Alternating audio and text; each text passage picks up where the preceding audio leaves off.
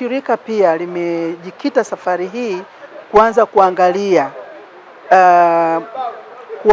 trend, sipenda nitaikaje vizuri kwa Kiswahili, lakini trend ya barafu yetu sasa hali ikoje, na hii tumeona kwamba imekuwa ikifanywa na watafiti zaidi, lakini kama hifadhi au shirika kwa ujumla tulikuwa tunaangalia zaidi watafiti, lakini sasa hivi tumeamua kufanya wenyewe kupitia kitengo chetu cha GIS, na wameshaanza, bahati nzuri wameshaanza kitengo cha GIS na wamefanya kuanzia kwa miaka 10 iliyopita, kuanzia 85, niseme miaka 85 hadi sasa, na niseme takwimu zinaonyesha tunaenda vizuri. Tafiti ambayo imefanyika hivi karibuni na wataalamu wetu wa ndani wameweza kubainisha kwamba ile hali ya kupungua kwa barafu sasa mwelekeo umebadilika.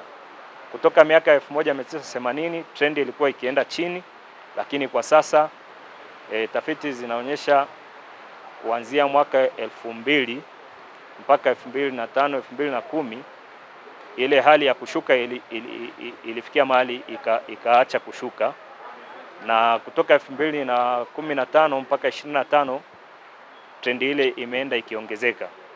Kwa hiyo kwa kiasi fulani tunaona jitihada ambazo tunazozifanya pamoja na jamii kuendelea kuelewa na kushiriki kwao katika shughuli za uhifadhi, matunda chanya yanaanza kupatikana. Sisi kama taasisi ya umma, taasisi ya uwekezaji, tunafahamu kwamba mtaji mkubwa tuliokuwa nao ni watu, ni watumishi wetu, na watumishi wetu mtaji wao mkubwa ni afya. Tunapanda huu mlima pamoja na sababu nyingi, lakini kubwa ni kwa ajili ya kuimarisha afya zetu, na ningeomba sote ambao tuna huu mlima huko Tanzania, ukitaka kuhakiki afya yako kwamba mazoezi unayoyafanya, chakula unachokula, usingizi unaolala vizuri, je, mwili wako unaitikia? Dawa kubwa, jaribu kupanda mlima Kilimanjaro.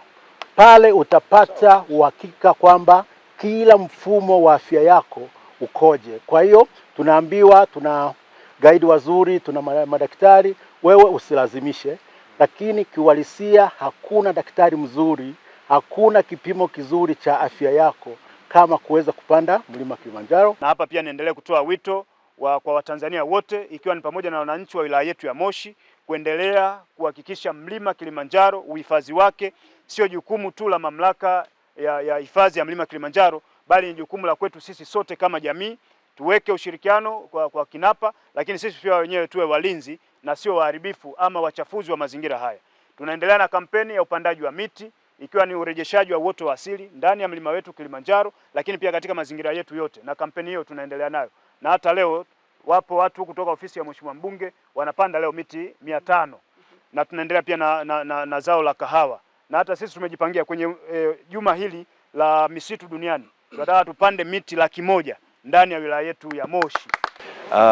Tunao furaha kuwapeleka wapandaji jumla 22 ambao 20 ni kutoka UTT AMIS pamoja na 2 wa NDC, na hizi ni shamra za maandalizi ya programu ya Wenzetu Kileleni kwa mwaka 2026.